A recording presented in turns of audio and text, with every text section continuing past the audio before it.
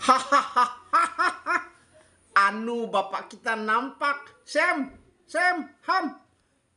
Ham lihat tadi. Anu bapak kita nampak. Dia cerita sama Sem dan sama Yafet. Itulah kelakuan si Ham. Dia melihat bapaknya yaitu Nuh telanjang. Lalu dia malah tertawa. Kemudian Sem dan Yafet pergi, dia ambil kain, dia mundur lalu menutupi ketelanjangan bapaknya. Rema renungan malam bersama Pendeta Najarudin. Bersama Yesus ada masa depan, bersama Yesus masa depan cemerlang. Pasti. Selamat malam saudara-saudara dimanapun berada. Cuaca memang cukup dingin. Ini musim hujan, makanya saya pakai jaket untuk menghangatkan badan. Saudaraku, akhirnya Nuh mendengar dari cerita anak-anaknya bahwa dia telanjang karena dia mabuk anggur. Menurut Alkitab bahwa setelah air bah, maka di samping beberapa di antaranya anaknya mungkin beternak, sedangkan Nuh mungkin dengan anaknya yang lain bertani, lalu menanam anggur. Kemudian panen, lalu makan ataupun minum anggur yang diperas. Karena mungkin berlebihan sehingga dia mabuk, lalu mungkin panas. Panas lalu dia nampaknya telanjang. Lalu dilihat oleh Ham, anak kedua. Jadi anak Nuh itu ada Sem, Ham, dan Yafet. Mereka sudah dewasa pada waktu itu. Kita tahu dalam Alkitab bahwa Nuh dengan istrinya, dengan 3 anaknya dan 3 mantunya. Jadi yang masuk ke dalam bahtera itu ada 8 orang. Dan setelah air bah, Nuh menjadi petani. Nuh mendengar cerita dari anak-anaknya itu, dia bilang, marah dia, tidak sopan. Terkutuklah engkau Kanaan. Jadi Kanaan itu adalah keturunan daripada Ham. Jadi keturunan Ham itu ya orang-orang Kanaan dan juga termasuk dari Kanaan itu juga sampai kepada orang-orang yang ada di Afrika. Saudaraku, tidak bermaksud rasis, tetapi inilah cerita di dalam Alkitab.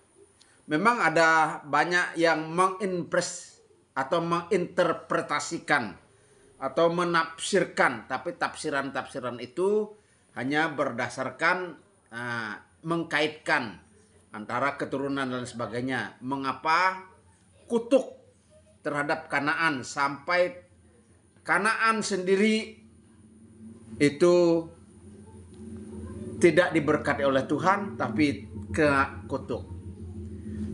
Contoh konkretnya adalah ketika Ham memperanakan anak laki-laki dan salah satunya yang terkenal adalah Nimrod.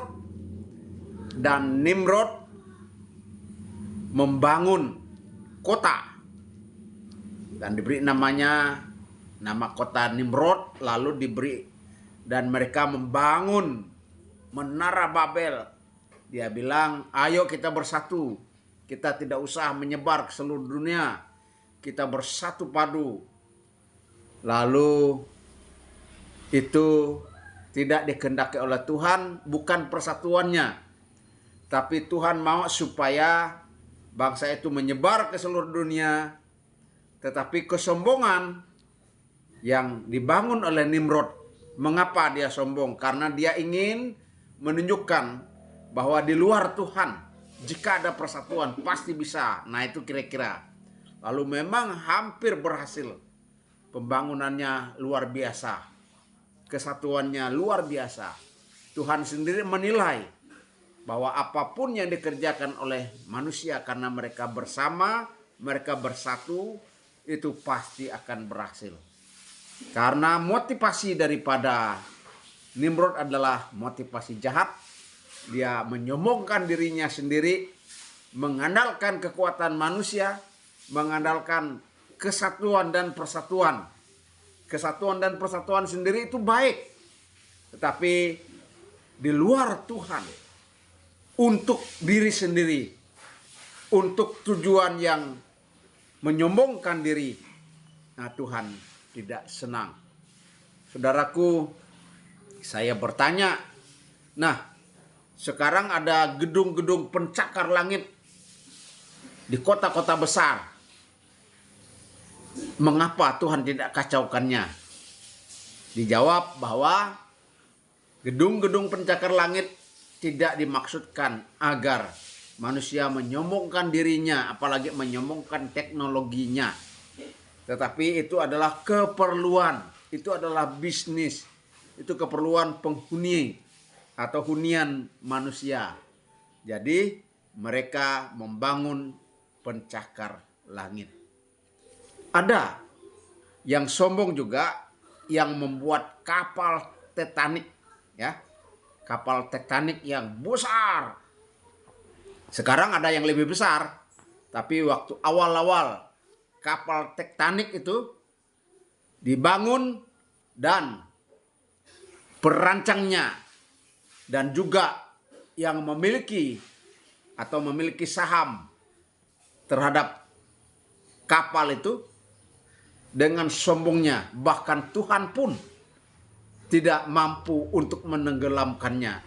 Saudara-saudara, karena kesombongannya baru satu kali berlayar, kapal itu menabrak gunung es, bocor dan tenggelam.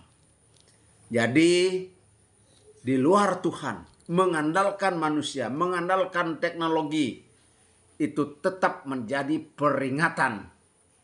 Bahkan orang Israel sendiri apabila tidak ditolong Tuhan, hanya mengandalkan kekuatan, mengandalkan teknologi, sudah dikasih tahu di dalam Yeremia pasal 17 ayat 5 dan sampai ayat 7. Terkutuklah orang yang mengandalkan manusia, yang mengandalkan kekuatannya, tapi diberkatilah orang yang mengandalkan Tuhan. Kita mengakhiri tahun 2025 dan akan masuk, tinggal hanya 1 hari lebih, tinggal hanya beberapa jam, kita akan masuk tahun baru 2026. Semoga kita terus mengandalkan Tuhan. Semoga tangan Tuhan memimpin kita. Langkah-langkah kita dipimpin oleh Tuhan. Dan apa yang kita perbuat dengan tangan kita, dengan mulut kita, kita mengucapkan kata-kata berkat. Dan Tuhan dimuliakan. Dan apa yang kita buat itu menjadi berkat. Motivasi kepo. Puji Tuhan, Tuhan memberkati kita. Bersama Yesus ada masa depan. Bersama Yesus masa depan cemerlang. Pasti. Haleluya.